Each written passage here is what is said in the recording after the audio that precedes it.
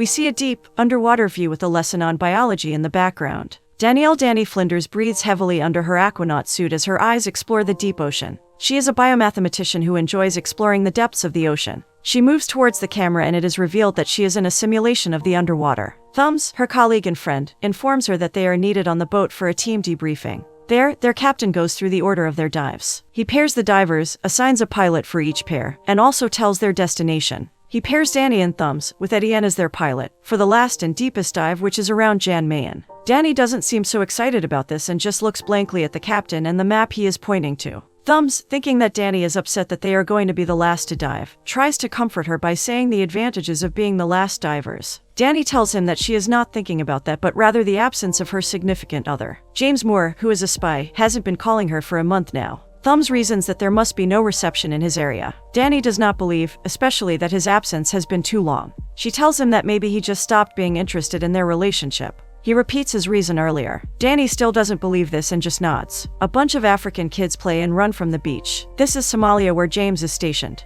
A hand reaches out from a hole on the wall of a house. One of the kids holding a stick pokes the hand. The hand pulls it. A man tells the kid to stay away from it. Another kid sees this and gives a candy to the outreached hand. The hand slowly pulls away after being given the treat and we see James lying on the ground. His body is thin, sweating, and dirty. He has bruises on his face and it is obvious that he has been beaten up. He sits with his back on the wall and eats the treat slowly. He pushes himself to stand up and walks toward another wall. He grunts as he puts on his shirt that was hanging there. He stands next to a closed door, feels the sunlight on his face, closes his eyes, and the scene transitions to a painting. It is some time earlier than the first scene. James is in a museum with an audio guide of the paintings. He looks at the painting for a while and sits down on a couch nearby. Two men sit on the couch near James. One of them asks James for any news. James tells him that he has a source willing to give up an operational bomb unit in Europe. The man asks James where his source is, to which he answers in southern Somalia. The man then asks what the source wants in exchange for his cooperation. James answers that he wants a British passport. He then adds that he is his source and that he will be going in alone.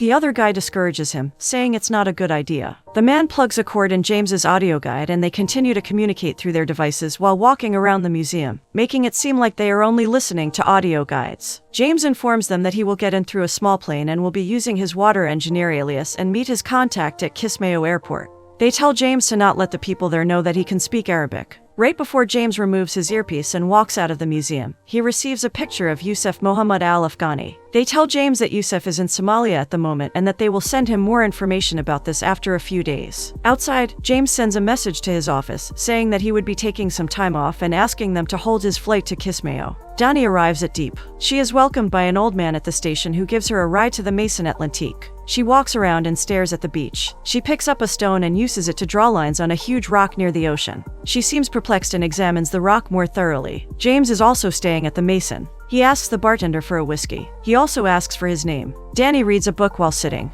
Marcel, the bartender, serves Danny white wine. The next morning, James passes by Danny walking on the beach as he jogs. Danny pauses his jog by greeting him. They have a short conversation and exchange names. Danny asks him if she will see him later, to which he replies he would like it. Back at the Maison, the two bump into each other again at the front desk. James is waiting for his newspaper and Danny picks up her letter. They both joke that the other is following the other. Danny makes witty remarks. Intrigued, James asks Danny to lunch, to which she agrees. Danny is alone in her room and, as usual, listens to biology lessons. She plays classical music as she works on her job. James comes in to pick her up for lunch. He asks if she was a professor as he already looked up her name from the letter she picked up earlier. He guesses what Danny is teaching but gets it all wrong. She explains that she is a biomathematician. Their conversation about the ocean continues at lunch. Danny explains to James the layers of the ocean. She tells him that if James would come with her in a submarine for hours, they would reach the hadopelagic layer, the deepest layer of the ocean, to which she is very much interested in. She says that she disagrees with what is commonly believed about it. She thinks that there are signs of life near the mantle of the earth and that it needs to be explored. She says that humans just want to forget that there is darkness in the world and don't educate themselves. James remarks that the world is firstly about power and education is just second to it. Danny is astonished by this and quickly writes it down. She then shares to him that she would be going down in a submarine in a couple of weeks and that she has waited for it for years. He congratulates her. Danny looks at him straight in the eye with a seemingly serious face and asks him what he does. James uses his water engineer alias and lies, saying that he consults water projects in Africa. He tells her that he's from Nairobi and goes on to describe it. Danny doesn't break her stare at him as he speaks and smiles a little after he's done. They continue their talk about the ocean and Danny's plans in her career while walking outside. James asks if Danny is scared that something might happen when she dives to the hadopelagic layer. She answers that she tries not to think about it. James asks what would happen if the submarines crack while they're in the deep sea. Danny answers that she would experience acidosis and hypoxia. James asks what it would feel like. He takes a step closer to Danny and looks at her with his face concerned and serious. She answers that they would be suffocated, unable to move, and that nobody could come and rescue them down there, as there is only one of those deep-sea submarines in Europe.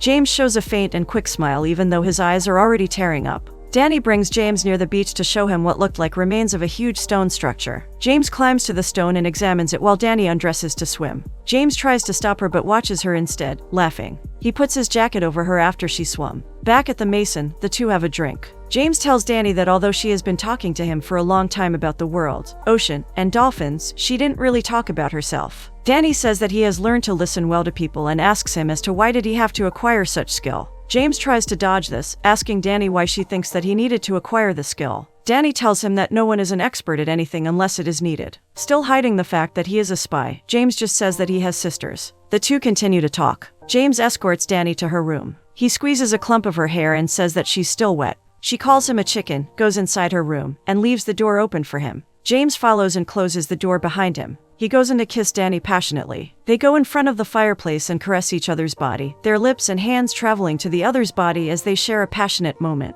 The screen goes black and we see James sitting in the corner of the same house earlier in Somalia. The door opens and a soldier throws at him a tray with a few pieces of dirty food. James picks up one but is disgusted by its smell. He picks up a fruit only to see that it already has worms inside. Hungry and left with no choice, he eats it with his eyes closed but quickly spews it out in a hole dug up on the ground. Danny wakes up. She tries to call James first thing in the morning but his number still can't be reached. Back in Somalia, James is talking to himself, remembering what date it is. The soldiers tell him to be quiet. He refuses and shouts at them. Two soldiers come in and beat him up. He continues his monologue and addresses it to Danny. The scene flashes back to the Mason. James's colleagues inform him about Yusuf. They confirm that he is a commander in Somalia. They add that there is another dangerous guy to look out for named Saif al-Husni. Danny and James continue to bond at the beach. Danny asks about James and him being a soldier. She asks what the most important thing about being a soldier is. He quickly answers that it is obedience. Danny slightly turns her head knowing that it is not the real answer. James gives in and says that it is the end of life. He explains the thoughts of facing the end of life a soldier has on the battlefield. Danny says that people have told her the exact same thoughts when they fall in love. James disagrees, saying that people don't die when they fall in love, to which Danny asks if James has ever been in love before. James refuses to answer and shuns off the question by saying that Danny should go in for her swim now and lifts Danny on his shoulder to throw in the water. Danny laughs as James lifts her up and throws her in. James tells her that she is not going to win him over, to which Danny says that she will while panting and laughing. At Danny's room, James asks Danny if it is true that someday oxygen can run out for humans. Danny confirms this and says that is why she needs to get to the bottom of it, quite literally. They both laugh at the not so funny of a joke and cuddle. They once again share an intimate moment. They caress each other's faces with filled emotions. James says that he will remember this. Danny tells James that she wants to visit him in Nairobi. He just looks at her and smiles. James reads in the newspaper that bomb attacks in Europe still happen. He hands the news for Danny to read. Danny takes a look for a while. James, who seems to be slightly tearing up, asks her if she has read it. Danny says calmly, almost hesitantly, that it feels like she is reading the same news all over again. He slightly scoffs and asks if it is not interesting enough for her. She replies that she feels like there's nothing they can do about it. James opposes and explains that they could get involved in a solution. Danny verbally questions this. James starts to get triggered and asks if Danny thinks that there is no solution to it. Danny tells him that she doesn't know. James is now heated up. He starts slightly raising his voice and says that it is just the same as Danny's work, which involves getting people interested in life-saving information that nobody wants to know about. He says that it is amazing what she does and holds up the newspaper saying that that is their world too. Danny looks at him in silence and then looks down. She replies that she doesn't know if that is their world. In his heat, James calls her stupid. Danny looks softly at James with her eyes starting to tear up. James realizes his mistake and quickly apologizes sincerely. James is about to leave the Mason for his job. He goes to Danny to say that he's in, referring to their relationship, to which Danny says the same. They both have tears in their eyes as they kiss. James goes in a cab and waves goodbye to Danny. Danny tears as she waves back. She calls him right after to tell him she misses her. James tells that he'll turn the car around and asks the driver to pull over. Danny laughs and stops him. She tells him that she will be going in for her swim now and says that she will see him soon while giggling. James tells the driver to continue driving and the scene transitions to him in a plane over Somalia. He turns on the small device he put on his fake teeth to help him spy on his targets. A soldier waits for him at the drop-off and escorts him to a warehouse to a guy named Nabad. He asks for the person he is supposed to meet, but Nabad just looks at him, almost smirking. Looking nervous, James tries again to ask for the person, but the soldier hits him, causing him to go down. We now see James as we have seen him earlier, imprisoned in a house in Somalia, thin and beaten up. He tries to strengthen himself, repeating over and over that, because of charity and love, he should not let the rule his thoughts. Meanwhile, Danny is still on the boat. She sees her colleagues are talking about how this expedition of theirs could be the breakthrough for Danny and Thumbs. She smiles faintly as sees them laugh and goes to her room. Despite her long-awaited expedition coming, she is still upset and tries to call James's number again. As usual, no response came from James. The scene flashes back to when James was showing Danny the news about the bomb attacks. He asks Danny what she thinks the biggest obstacle to a solution is. Danny replies that it's history, to which James holds a different opinion. He thinks that the biggest obstacle to a solution is their ability to believe. James talks to himself, saying that his mind isn't troubled. Both Danny and James hold on to their belief and memory of each other despite their circumstances. The first divers in Danny's expedition team arrive from their successful dive. Meanwhile, James is being transferred to a different place for imprisonment.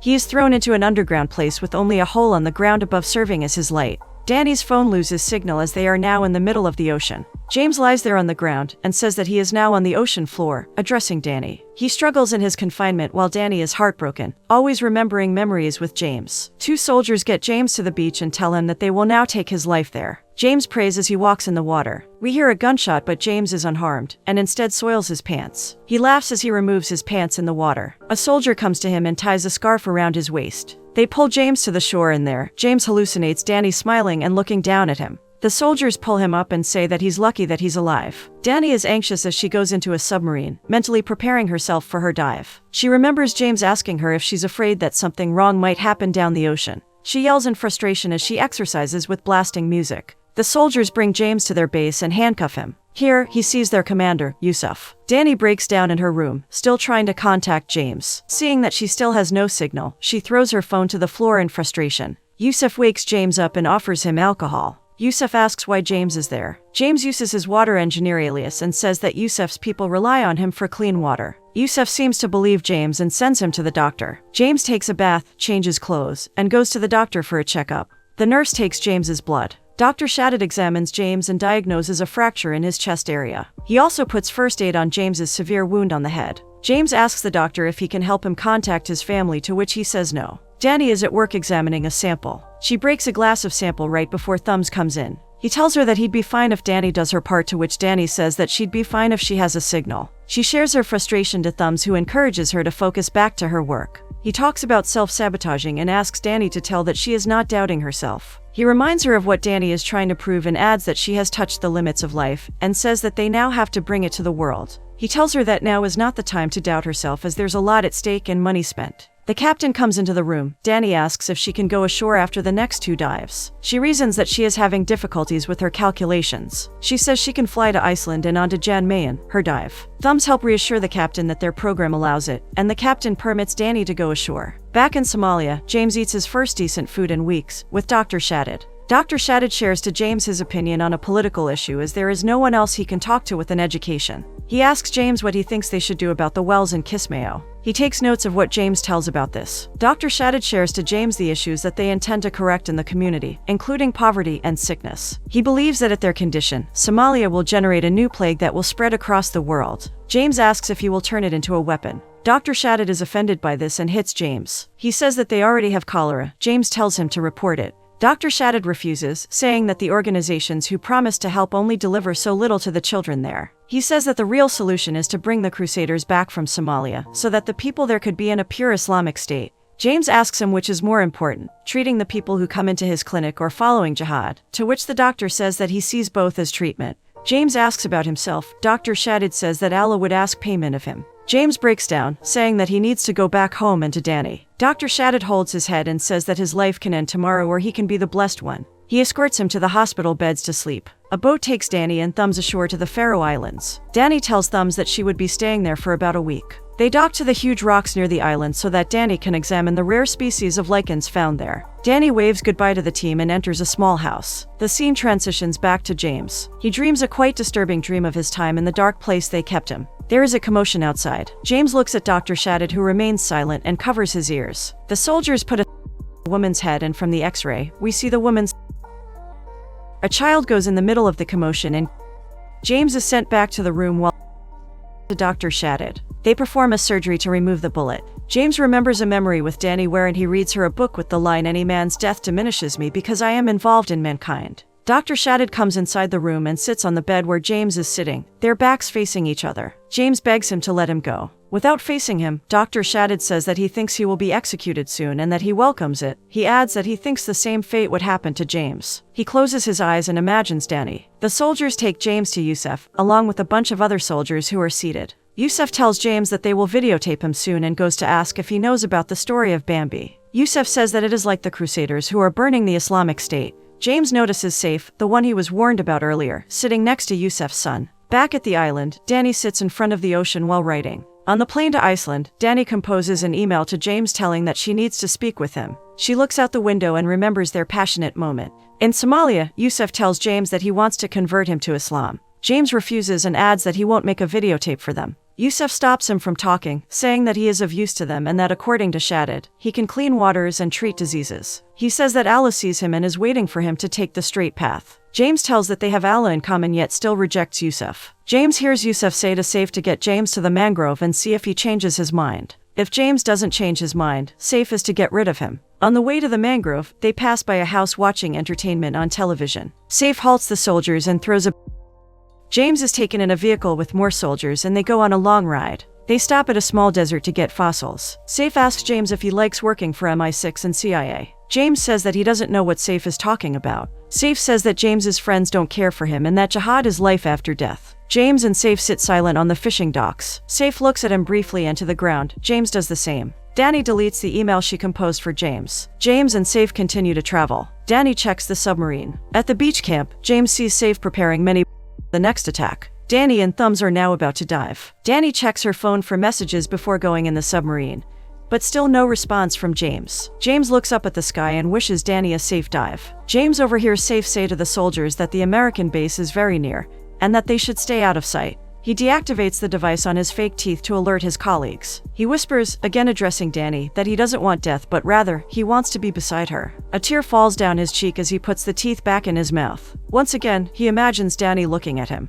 Danny and her team are now 1,000 meters deep in the ocean. Thumbs asks her what she is writing, to which Danny answers that she just felt like she needed to write. Thumbs asks her to read it for him. Danny reads a seemingly lonely yet truthful poem that she wrote about being that deep in the ocean. Thumbs jokes that it must be bad luck talking like that in their depth. A soldier wakes James up, transfers him to a different spot, and gives him food and water. Danny and her team are now over 3,000 meters deep. They see organisms in a hydrothermal vent. They collect a piece of the vent. Danny says that she wishes she could share the news to James. Thumbs asks her what she would have said to him. She answers in a very scientific way, to which Thumbs asks if James would have understood it. She answers yes. The lights in their submarine suddenly turn off. Their pilot, Etienne, says that they need to reboot it. He turns on the emergency battery, but the lights remain off. With no other solution, Etienne just repeats the sequence. Danny reads her poem again. This time it feels more real. She adds that it would be a submergence. A memory of Danny telling James her thoughts about the human lives that end in the ocean. It would be water to water. James stares at the ocean. Saif comes to him and tells him that he's not going to see paradise as he strayed from the path of God.